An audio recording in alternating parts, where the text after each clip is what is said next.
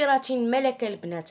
هذا اللي ما جرباتوش ما جربات والو في حياتها. الزغبه اللي كتكون ميته مقتوله بالسوشوار بالكيراتينات المواد الكيماويه، هاد الكيراتين كيرجع لك الحياه للشعر ديالك.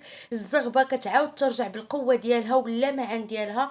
صراحه ما صدقتش النتيجه ديال هاد الكيراتين هذا.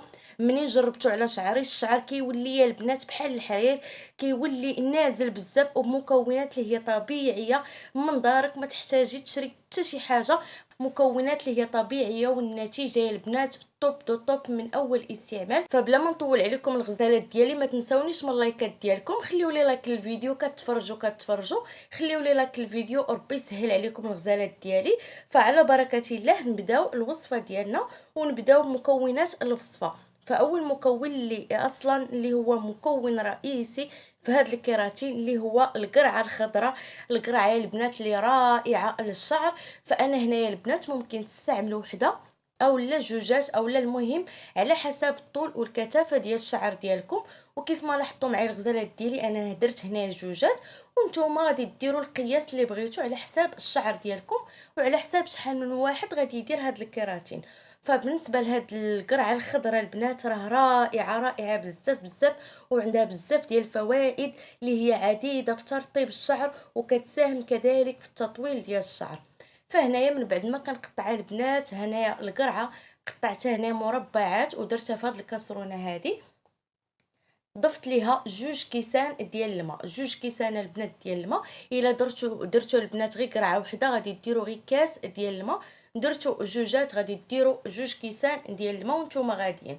وهنايا الغزالات ديالي من بعد ما درت الماء غادي نديرهم على النار باش هكا طبخ معنا هاد القرعه. والنار البنات تكون مهيله، ما تجهدوش عليها العافيه لا نهائيا باش هكا ما تحرقش معاكم. وبالنسبه للقياس ديال الماء اللي درتو ما تزيدوش عليها البنات، خليو القياس اللي درنا. درتو البنات قرعه وحده تضيفوا كاس واحد ديال الماء، درتو جوجات ديروا 2 كيسان ديال الماء. صافي الغزالات ديالي كيف ما كتشوفوا معايا كندير هاد المكونات هكا فوق النار، والنار تكون مهيله حتى يطيب لينا مزيان كيف ما كتشوفوا معايا البنات. راه ما غاديش تاخذ معاكم الوقت البنات، دغيا غادي توجد هكا من 10 دقائق حتى ل 15 دقيقه. غادي تخليوها على النار اللي تكون مهيله الغزالات ديالي، وان شاء الله راه غادي طيب معكم بسرعه وغادي تولي بهذا الشكل هذا. يعني ضروري انكم تخليوها حتى كتكون بهذا الشكل هذا، يعني سهل انها تمعس معكم كيف ما كنوريكم هكا. وهنا الغزالات ديالي غادي ناخذ هاد القرعه هذه غادي نطحنها، وكيف ما قلت لكم الماء ما غاديش تضيفوا ليها الماء لا نهائيا. الماء اللي درنا في الاول هو اللي راه كافي البنات كافي. صافي الغزالات ديالي غادي نطحنها في الخلاط الكهربائي كيف ما كتشوفوا معايا. وغادي ناخذ نفس الكاسرونه وهكا صفايه، وغادي نحاول انني نصفي هاد الخليط هذا. كطحنوها مزيان البنات حتى كتولي لينا على شكل عصير ديال القرعه، كتولي مطحونه مزيان. اهم شيء ان هاد الخليط هذا تصفيوه من جميع الشوائب باش هكا ان شاء الله ما تلصق لينا حتى شي حاجه في الشعر ديالنا. وتحصلوا فقط على هاد الكريمه هذه اللي غتكون سهله في التمشيط وسهله كذلك حتى في الغسل. منين نبغيو هكا ان شاء الله نحيدوا هاد الوصفه هذه من الشعر ديالنا، يعني تكون سهله انها تزول معكم ان شاء الله باذن الله. صافي الغزالات ديالي من بعد ما كنصفيها كامله غادي نضيف عليها هنايا النشا او مايزينا. غادي ندير ليها البنات قياس هكا واحد 3 ديال المعالق صغار، 3 ديال المعالق صغار البنات ديال النشا. وإلا درتو البنات قياس اقل من هذا غادي ديروا غير معلقه ونص، وإلا درتو اكثر المهم عينكم ميزانكم. اي ضعفتوا البنات القرعه غادي تضاعفوا هاد المكونات هادو اللي غادي نضيف ليهم. المهم هنايا الغزالات ديالي حاولوا فاش تبغيو تضيفوا النشا ما تكونش الوصفه سخونه بزاف باش هكا ما تكتش لكم هاد النشا. غادي تضيفوا النشا والوصفه هكا دافيه. وهنايا الغزالات ديالي غادي نضيف ليها الرز مطحون، الارز مطحون الغزالات ديالي اللي خطيره البنات، زوين بزاف في ترطيب الشعر، كيعطي واحد النتيجه اللي هي رائعه. ممكن البنات انكم تكتفيو غير بالنشا او تضيفوا حتى نتوما الارز. صراحه انا كنديرها بهذه الطريقه هذه، داكشي علاش كنقول لكم تبعوا معايا الفيديو، كنبغي نشارك معكم الوصفه مرحله بمرحله. وراه غادي نقول لكم طريقه الاستعمال الغزالات ديالي مضبوطه باش هكا تعطيكم الوصفه نتيجه اللي هي رائعه ان شاء الله باذن الله. صافي هنا البنات من بعد ما كتخلطوا مزيان مزيان ديك النشا على البارد هي وداك الروز مطحون، غادي تخلطوهم مزيان حتى كيذوبوا. من بعد الغزالات ديالي غادي ديروهم على النار كيف ما كتشوفوا معايا. من بعد ما كيعقد معايا الخليط درتهم على النار هكا البنات دغيا دغيا دقيقه جوج دقائق دغيا كيعقد معاكم الخليط وكيولي بهذا الشكل هذا على شكل كريم. راه البنات وصفه اللي هي ساهله وبسيطه بزاف. اهم شيء الغزالات ديالي انكم تحيدوا عليا العكس وتنوضوا جربوها ليا، وراها البنات غادي ترحموا ليا عليها الوالدين. كيراتين خطير خطير بزاف بزاف. وبالنسبه لهاد المكونات كاملين اللي استعملت في هاد الكيراتين متوفره عندك في دارك، يعني ما تحتاجي حتى شي حاجه تشريها. وفي نفس الوقت النتيجه خطيره يا البنات، خطيره بزاف بزاف. من اول استعمال غادي تشوفي الشعر ديالك ما شاء الله غادي يتغير 180 درجه. هنا الغزالات ديالي من بعد ما درت المكونات هكا في زلافه اولا طبسيل ايا كان، المهم اللي بغيتو نتومايا. المهم فين ما درتو الوصفه ديالكم. هنا غادي نحتاج البيض، وغادي ندير فقط الغزالات ديالي صفار البيض.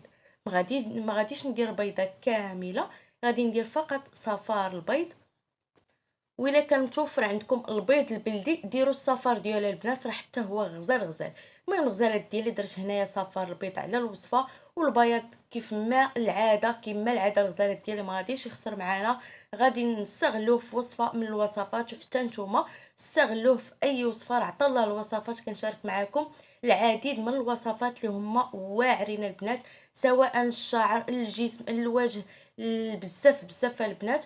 ووصفات اللي هما ناجحين ومن القلب الغزالات ديالي. وربي على ما اقول شاهد كنشارك معكم وصفات اللي كنستعملهم انا، اللي كنطبقهم على راسي وكنتاكد من النتائج ديالهم، وكنشاركهم معكم الغزالات ديالي باش نتوما تستافدوا ويعطيو معكم نتائج اللي هي ناجحه.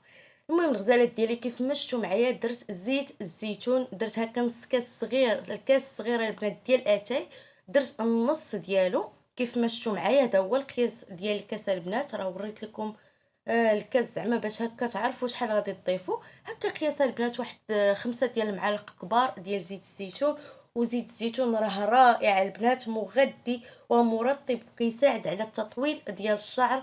كما ممكن الغزالات ديالي انكم تضيفوا اي زيت متوفر عندكم، اي زيت كتستعملوه للشعر ديالكم وكيعطيكم نتائج اللي هي زوينه، اولا اي زيت كيوافق الشعر ديالكم ممكن انكم تضيفوا الغزالات ديالي. صافي البنات كنستمر في الخلط حتى كتدخل ديك الزيت مع المكونات الاخرى وكينسجموا لينا مع بعضياتهم، وكنتحصلوا على هذا القوام هذا، واحد القوام اللي هو كريمي، قوام اللي ما شاء الله البنات وصفه رائعه.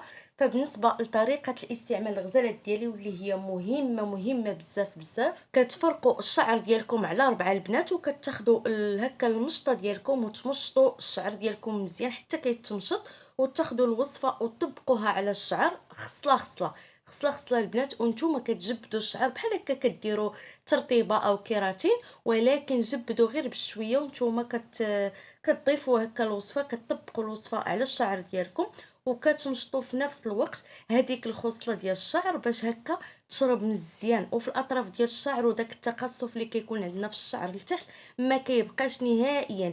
يعني وصلوا الوصفه حتى لتحت وتستمروا بنفس الطريقه الغزالات ديالي حتى كتسالوا الشعر ديالكم كامل. وديروا بوني ديالكم اولا سلوفان اولا اللي متوفر الغزالات ديالي عندكم غادي ديروه. المهم اهم حاجه انكم تغطيو الوصفه في الشعر ديالكم، وغادي تخليو الوصفه في شعركم 2 سوايع حتى ل3. 2 سوايع البنات حتى ل3 راها كافيه انها تعطيكم النتيجه المطلوبه. ودخلي اختي دوشي وبالصحه والراحه، ومنين تخرجي ردي عليا الخبر وعطيني النتيجه الرائعه اللي عطاش معاك. فإلا عجبتكم الوصفه ديال اليوم الغزالات ديالي ما تبخلوش عليا من اللايكات ديالكم، خليوا لي لايك الفيديو. فخليت لكم الراحه الى فيديو قادم، بسلامه.